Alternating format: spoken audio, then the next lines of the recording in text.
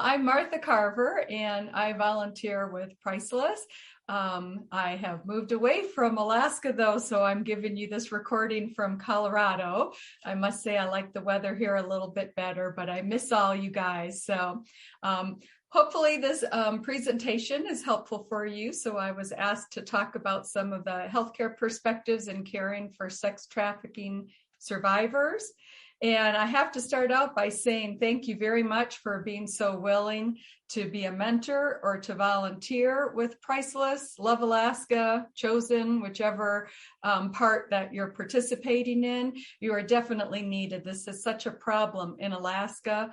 Sex trafficking is such a problem in Alaska and throughout the United States. So any part that you have in helping is really appreciated. You are making a big difference. And hopefully I can provide you some tools to help you. So I'm not sure how many of you have seen this video. This is a video that Priceless made a few years ago, and it's talking, it has the voice of the survivors. What good tools of manipulation kids were, you know. From the age of 5, I was molested. My cousin would have his friends come over and help him give me baths.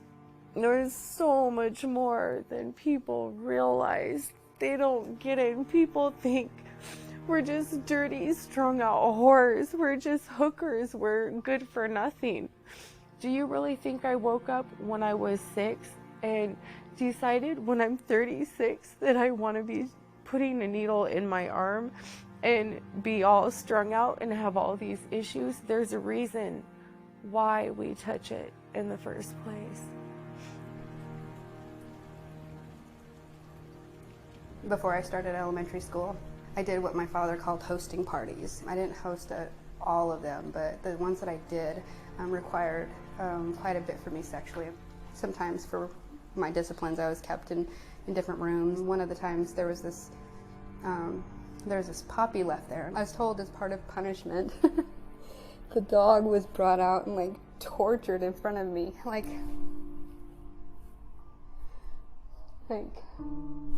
pieces of its paw were cut off and long slices of it just yelping and screaming, like.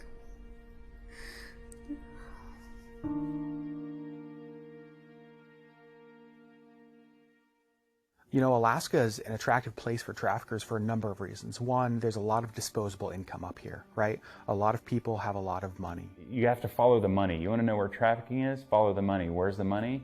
Up on the North Slope. You have men that commercial fish. You also have tourism up here in Alaska. So there's a couple things about that in Alaska. Obviously, we have the worst stats in the country. 7 in 10 women have been abused.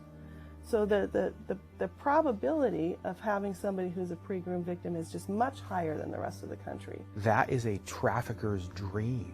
And so that's why they come here, is because of that. We have a culture in our state that largely has created vulnerable people. I mean, this has gone from prostitution in the traditional sense to you can purchase the rape of a child in Anchorage. We know that.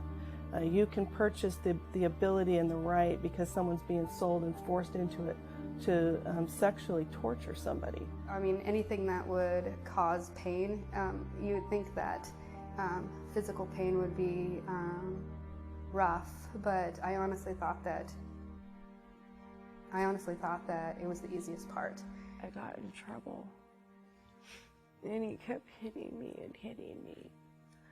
I started having contractions, and I delivered on the bathroom floor. And he wouldn't even let me look at the baby. He said, "It's a boy, it's dead." And he put him in a trash bag, and he left. Like I said, it's important to hear the voice of the survivors and hear some of their stories. And so even though that's difficult to watch, the lady who was talking about having the miscarriage, that's obviously very difficult for her to talk about, and she wanted us to share that story with others so others know what has happened, but it's hard for her to say it over and over, so she wanted to be in that video. So part of the reason why I show it is just to tell her story that she wanted to share. But also I think if for those of you at least that are new to volunteering and mentoring, at least that shows you a little bit about some of the stories and some of their history. And I'm going to talk a little bit more about some of the health consequences. So when I do the presentations for nurses and healthcare professionals, we do explain to them what are the red flags to look for, because these victims are not usually going to self-identify. Well, you're in a different position. You already are mentoring or working with somebody who has been identified, who said that they want to leave and they want to have some help and some mentors. But I think if you understand some of these, I'll talk more in detail about it, but if you understand some of these, perhaps it will help you know what to say or do or look for in the survivors that you're helping. So when somebody's being trafficked, there's usually some physical trauma. Usually the trafficker will groom them and be very nice to them, but then they will start breaking them in. And at some point, there will be some violence, some physical trauma. And that can be different in different people. Obviously, all of these red flags and signs that you're going to see are going to be so different and varied for each individual. And not all of these are going to apply, but I just want to sort of give you an overall picture of what you might see. So the physical trauma could be maybe somebody has a broken bone, such as a broken arm. Maybe somebody has head trauma or lots of bruises, contusions, lacerations. I mean, it could be lots of different things. And some of the physical trauma can be something that's recurring, that is like a long-term consequence, something they have to deal with. Some of them are going to be disoriented, and you might see when they're first coming to Priceless, or it might be something that lingers that you see later on.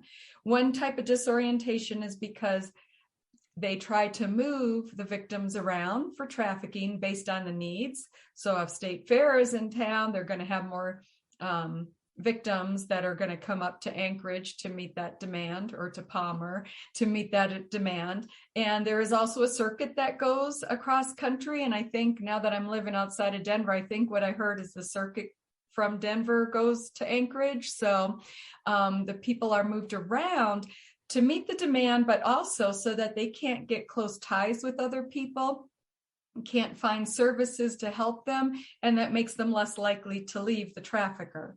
So they could be disoriented because they don't know or remember what town they happen to be in or what the date is, because they're just busy.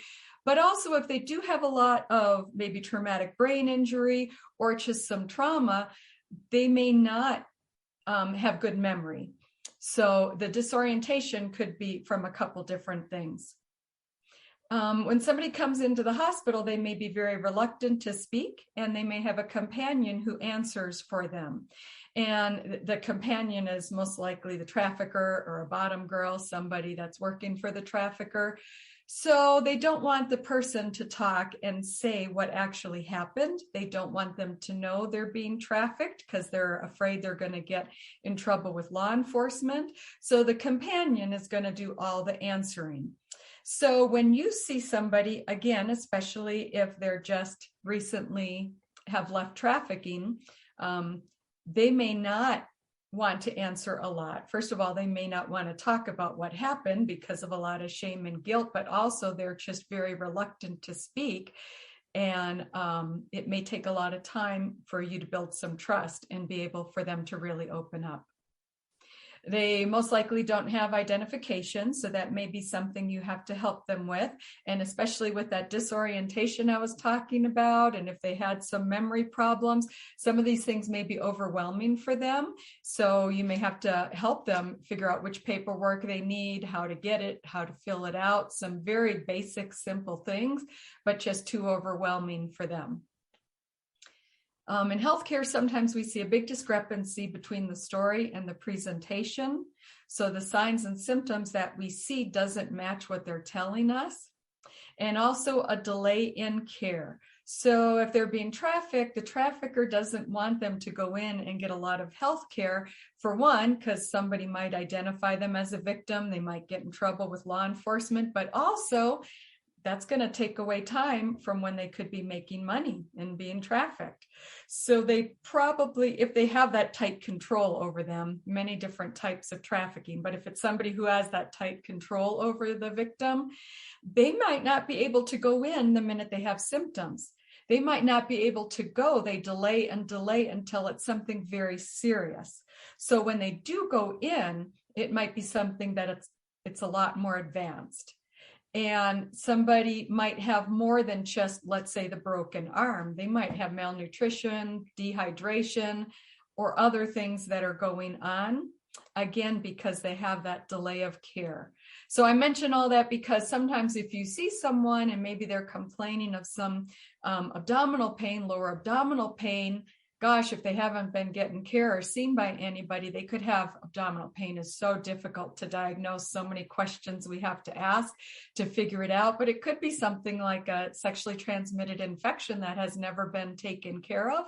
So if you do see some sort of signs, you might want to suggest that they go in and be treated if they haven't seen a doctor recently. I hope that's helpful. I hope I'm not talking too much medical that I'm confusing you. We also tell nurses that the victim might seem younger than their reported age. And when they show up, they may be very fearful, anxious, or depressed. And again, fearful because they don't want people to know what's going on. But if they've had a lot of trauma, a lot of this violence, all this situation going on, they do have a lot of anxiety. They probably have that fight or flight response going on. And you think depression is almost the exact opposite, but a lot of times when you have depression, you do have the anxiety as well. And with their situation, they could have depression. So once they're rescued or decide to leave trafficking, that just doesn't disappear. So you're going to have to deal with some of that. And I do have another slide talking more about that. Many of them come in with suicide ideation or they've had a suicide attempt. So again, sort of when I said there may be other things going on with them, they may have this and they may have never shared this with somebody.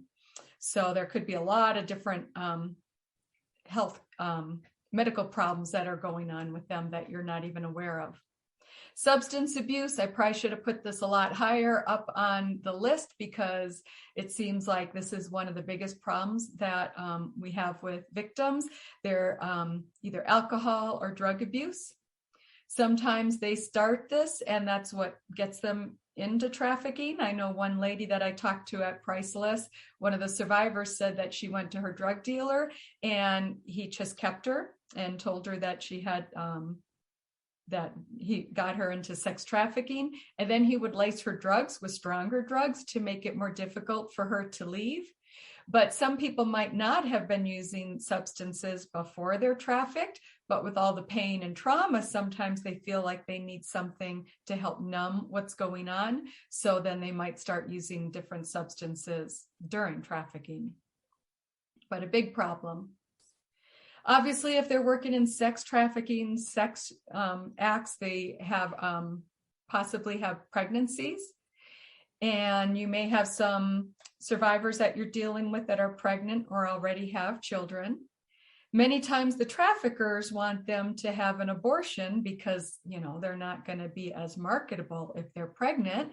And so a lot of times they make them have an abortion. And that puts them at risk actually for later on having ectopic pregnancies if they have a lot of abortions. So again, somebody who's complaining of lower abdominal pain, it could be sexually transmitted infection, could even be an ectopic pregnancy. So instead of the egg being fertilized and going into the uterus, it's in the fallopian tube, which is that small tube. And you can imagine as that starts to grow, it causes a lot of pain, bleeding, the pregnancy is not viable. They actually need emergency surgery. So I'm sorry I'm saying all these these medical things, but it's just something to be aware of, that some minor pain to start with could actually be something bigger. And then STI, sexually transmitted infections, again, since they are having multiple sexual partners, that is a potential. Genital rectal trauma. And tattoos. A lot of them have tattoos. I have one here which has a barcode. Some of them are very derogatory to the person or has the trafficker's name. And that really makes them feel bad, because they feel like they're that person's property still, even if they have left. I know some people have mentioned that. One lady had a tattoo. I don't even remember what it said, but I heard that one of the tattoo artists was going to, for free, change her tattoo into something else.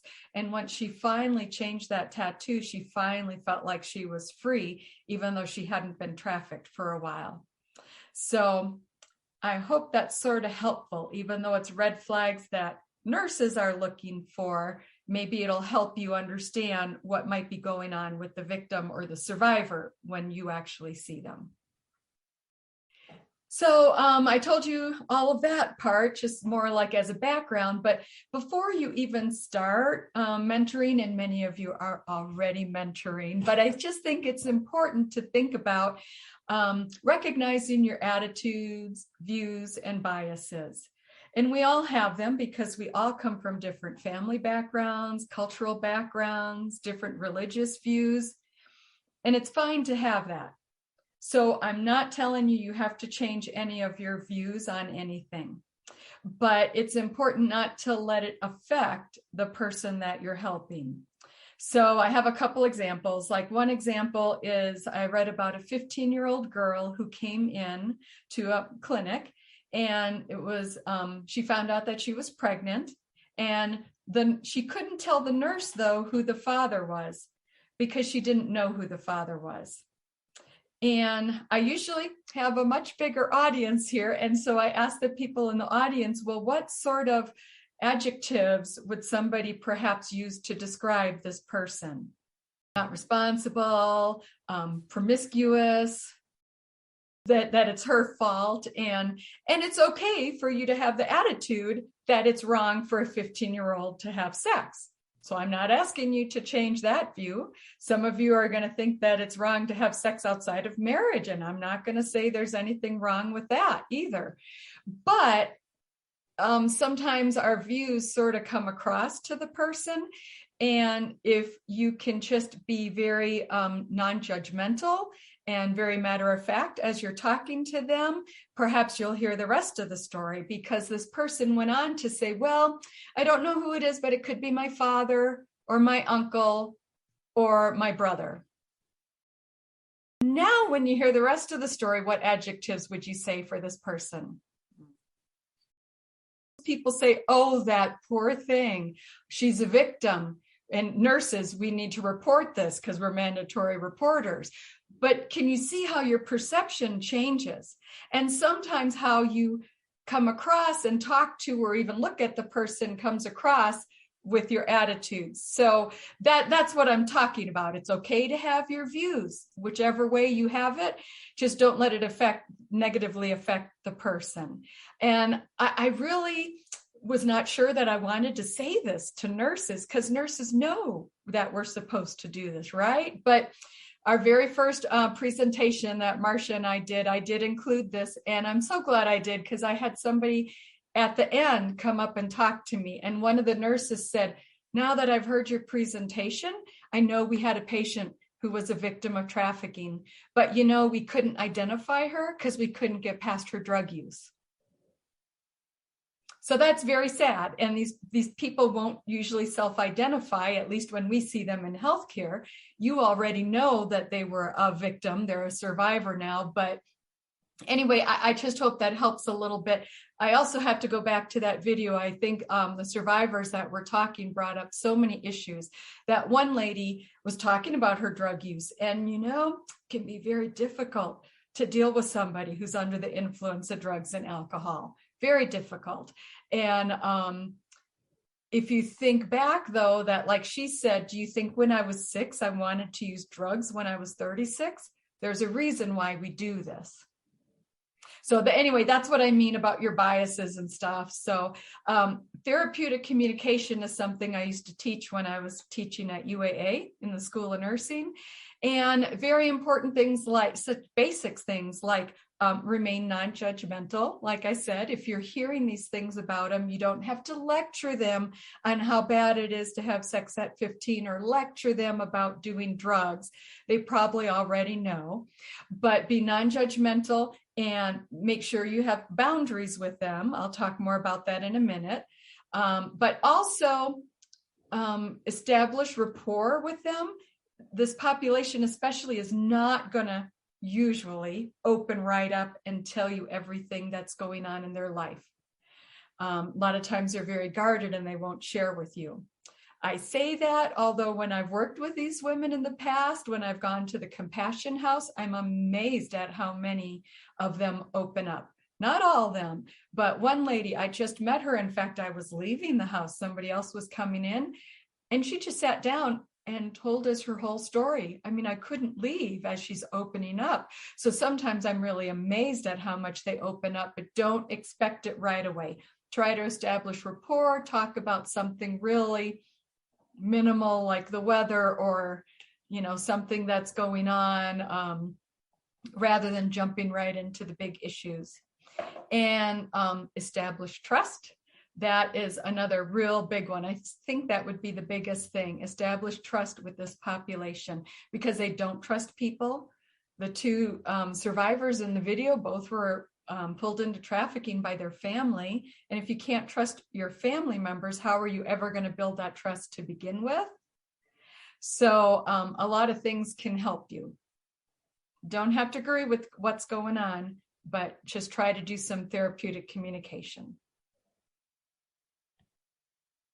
And I really have to talk about safety. I always talk about safety in the hospitals and the facilities. It's a little bit different for Love Alaska, Priceless, Chosen, but you do have lots of, I know you have policy and talk a lot about safety. So please know what the policy says. I know we used to get binders with information in it, and then they would also present it at our training. So I have one right here. I was talking about boundaries. So do not visit the survivor if they're under the influence of drugs or alcohol. Actually, if they're calling you and it seems like they're under the influence, just please set some boundaries. They should already know that they should not be using drugs or alcohol when they're working with you or while they're in the program. So please be strong enough to say something such as, well, you could even say, have you been drinking or using drugs? You know, you're not acting quite right. A lot of times they may tell you too, oh yeah, I had some drinks or, you know, whatever. Say, well, you know, I can't see you. We can't see you right now. But, you know, if you need help getting off, if you need treatment, we can set that up for you, or just call us, contact us when you're not under the influence, when you haven't been drinking or using drugs. Okay, they should know that when they're entering the program, but please set those boundaries to keep yourself safe. And you're not really doing much help if they're, you know, not going to really remember or, you know, not quite able to concentrate on what's going on.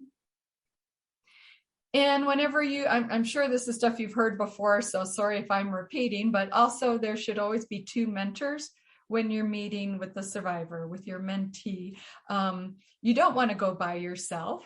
And especially if something's misunderstood, or if it's difficult to take care of that person, you might have something going on that it's hard for you to work with them right now because of what they're saying or doing. But if there's two of you, usually one person is able to be calmer or say something, and it might be the other person the next time, but they at times can be challenging to work with all the problems that they have encountered. So for safety and all of that, please have two mentors. Also, if you're texting or calling, I would make sure that you're doing it as a group. That way, all three of you know what's going on. You don't want them to sometimes play or manipulate one person versus the other. So if both mentors are hearing what the conversation is, then that's helpful. Also, plan for safety. I know they used to say that like if you're meeting with the person that you're mentoring, you're out at a coffee shop somewhere, they might see the trafficker. Or maybe one person that was talking about how one of the customers that came by, somebody who used to pay to have sex with them, and they just were so uncomfortable, and it might not be safe if it's the trafficker. So when you first start, if you can come up with some code word that they can say or some phrase, so that you know you have to just split up and you will see them at another time because they need to leave and you should leave also. Also, as I mentioned, some of them have suicidal thoughts, suicide ideation. They may even have a plan or do an attempt. So please know what the policy is for that. I know I was in the office one day when somebody was calling and somebody was saying goodbye on the phone and wouldn't say where they were. And they were suicidal and hung up, and the mentors just didn't even know what to do. So anyway, people were calling around trying to look for this person. So if somebody's actively in danger, make sure you call 911 and also call the case manager. If someone's having some ideation, they're talking about it but don't have an actual plan, you can call 311 and then also call the case manager.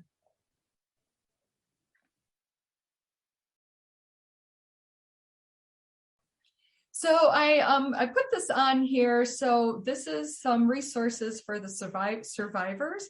The National Human Trafficking Resource Center has a way to text or talk to victims or survivors of trafficking. I know they've also said that healthcare professionals can call if they have any questions or if they're unsure if someone's being trafficked. This is a really good resource. They actually do have a website also. I think I have that in my resources at the very end.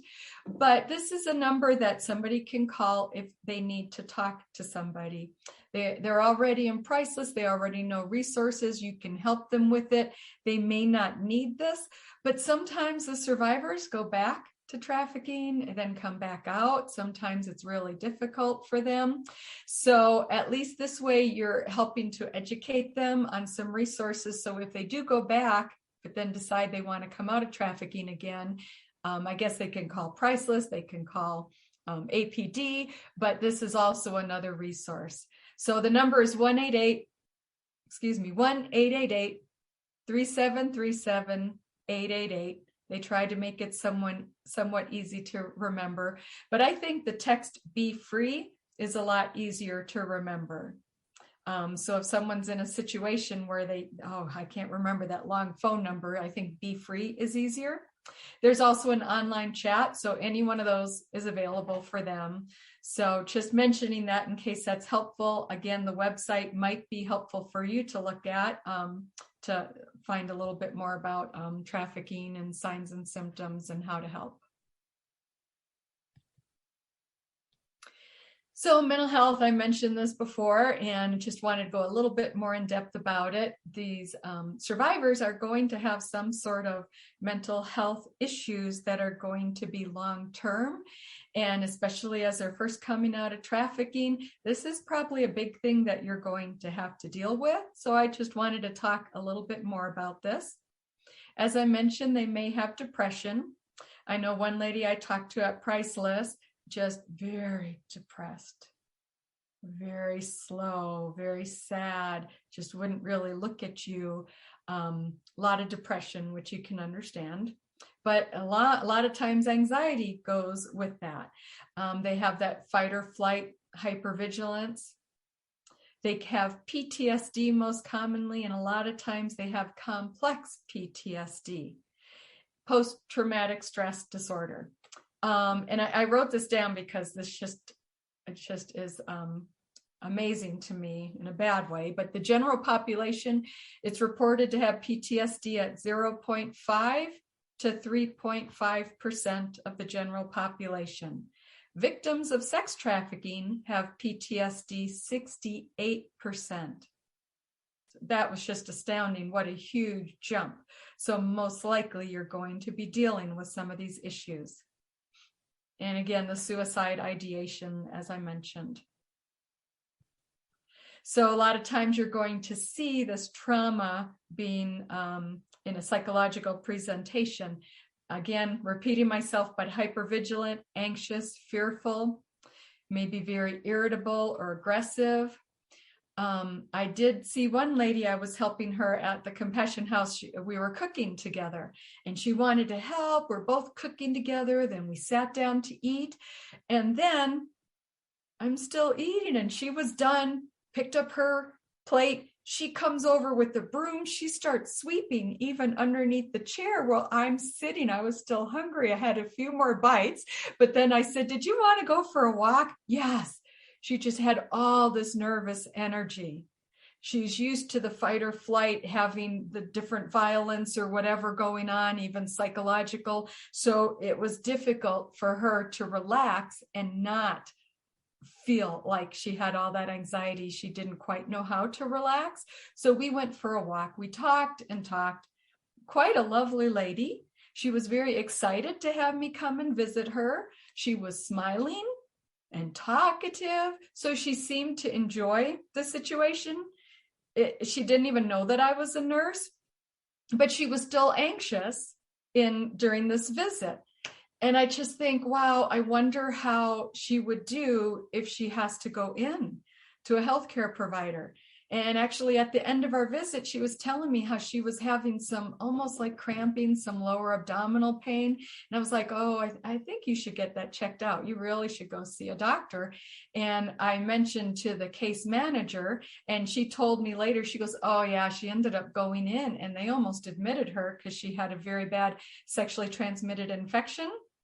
And they almost gave her IV antibiotics, but they ended up giving her some pills. But as nervous as she was and anxious for me, just talking in a good social situation, I can't imagine how nervous she would be when she went into that doctor and had to have an exam and have them run the tests, So that brings back a lot of memories and a lot of trauma. You relive a lot when, even if it's an exam, it wasn't, like there was a customer coming in, it's still, they relive a lot of things. So I can't even imagine how she was acting during that office visit. So again, just be patient, be non-judgmental. They a lot of times have dysfunctional thought process, as I mentioned. They have shame and guilt for what happened. And a lot of times you might even, I shouldn't say a lot, but there are times when you see them being manipulative and lying or not following through, not showing up when you had plans to meet. And that's more what I'm talking about. Sometimes it can be difficult to work with them. You're trying to help them. They said they want help, but they're being manipulative and lying to you. I mean, that gets difficult. But I know Gwen Adams was saying that thank God they are manipulative and lying because they had to learn that in order to survive their trafficking situation. And so now it's difficult to break that, especially when you don't trust somebody. So that's part of why you're mentoring, because you're going to help them set some boundaries. No, that's not a good way to act. No, I would appreciate it if you meet us on the day that you said, or just call us if you can't make it. Set some boundaries. These are very simple things, at least to me. In my mind, it's very simple. You call someone if you don't show up, or you can't show up, things like that. But these are things you're going to need a lot of help with. And it can be very frustrating when they happen over and over. So again, please be patient. These are all coping mechanisms that they have learned. Very difficult to break them.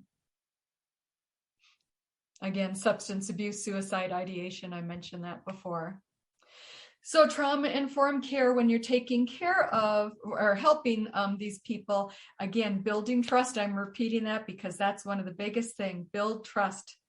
That takes a long time to build. Don't promise them things that you can't come through with. You have to be very careful what you say to them because sometimes we just say, oh, everything will be just fine. Well, sometimes it's not. There are bad things going on. So you have to think about what you're actually saying to them, but just build trust, be non-judgmental, very matter of fact, just try to stay calm if you can. What we tell nurses is to explain what you're doing before you do any procedures. They're used to having people do things to them or take pictures and use it against them. So you have to really be careful before you do something. So explain what you're doing or ask permission for that. Maybe even, let's see, I'm trying to think outside of the hospital. If it's somebody who doesn't have a driver's license or an ID, if you're at, you ask them if they want a driver's license, because I know there were a lot of survivors who wanted bikes, and we gave some of them bus passes to get to work, things like that. With all this anxiety and things going on, maybe they don't want a driver's license. They don't have money to get a car. Maybe they'd rather ride the bus. Maybe you wouldn't, but maybe they do. So ask, instead of like asking permission, ask them what they want, or ask them, did you want to go get coffee, or would you rather do this? Or try to ask them, and the very bottom, allow them choices. That's probably the second biggest thing for helping them. There are some people who have been very controlled by the trafficker. I think Gwen was telling me about somebody a few years back who had to ask permission every time to use the bathroom. They could not go to the bathroom on their own. Well, one time the trafficker was gone. She kept texting or trying to contact the trafficker, couldn't get a hold of him. She finally went to the bathroom on her own. When the trafficker found this out, he was quite upset and said, "Why did you do that? Why did you make this decision on your own? You can't do that." And then he was physically violent towards her. So somebody who has that type of control, or like I mentioned, the companion is going to speak for them. They can't even answer their own healthcare questions.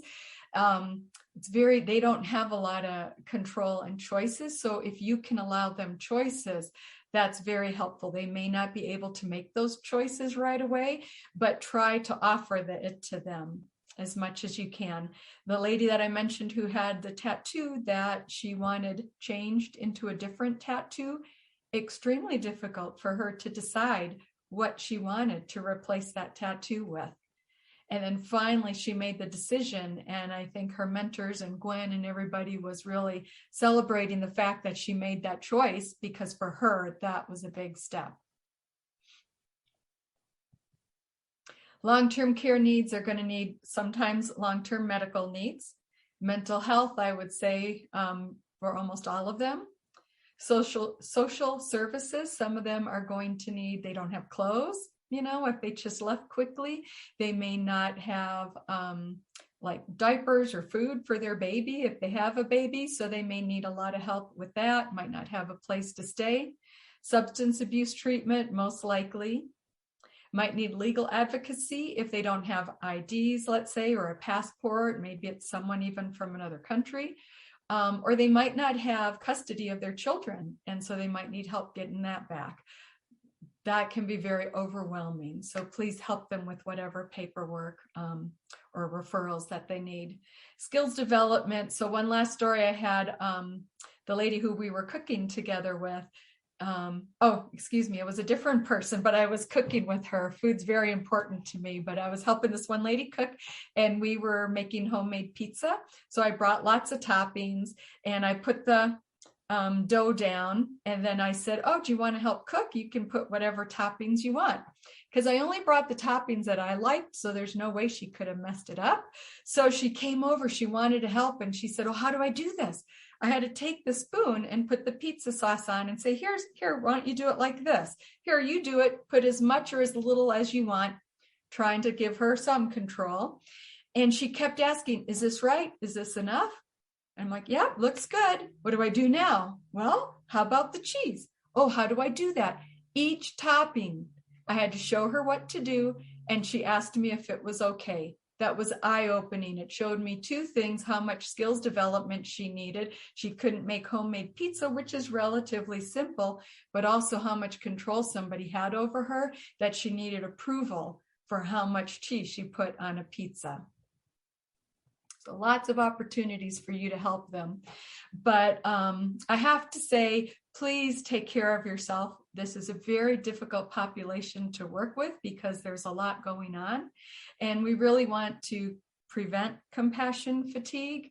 So a lot more I could say on self-care, but I put a picture here of one of my favorite hikes in Alaska. I love to hike. If I go out and I have to walk at least a mile or more before things start falling out of my head, all the things that are swirling in here. And if I go on a long hike, I feel so refreshed and so much better afterwards. A lot of it is physical, but also just emotional, mentally, spiritual. Maybe you just want to stay at home and read a good book, especially if your life's sort of crazy. Maybe you need some downtime.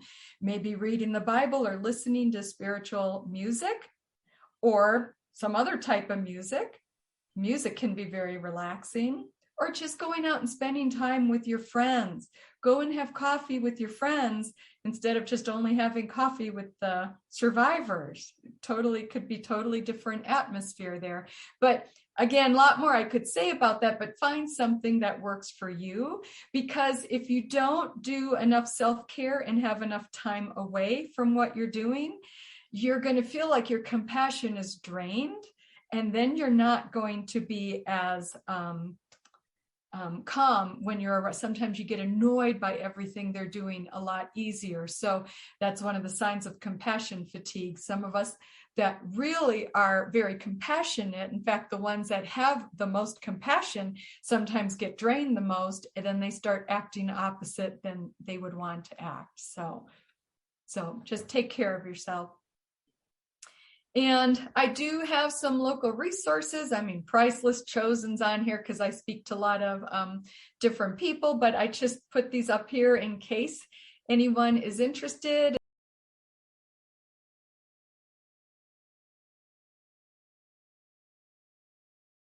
Anybody who watches this, if you think of a question or maybe I was confusing about something or you want something more, feel free to contact me. You are the experts, actually, especially if you've been mentoring a while. You may have comments or stories to share with me that might help, so you can do that as well. Well, thank you for letting me speak.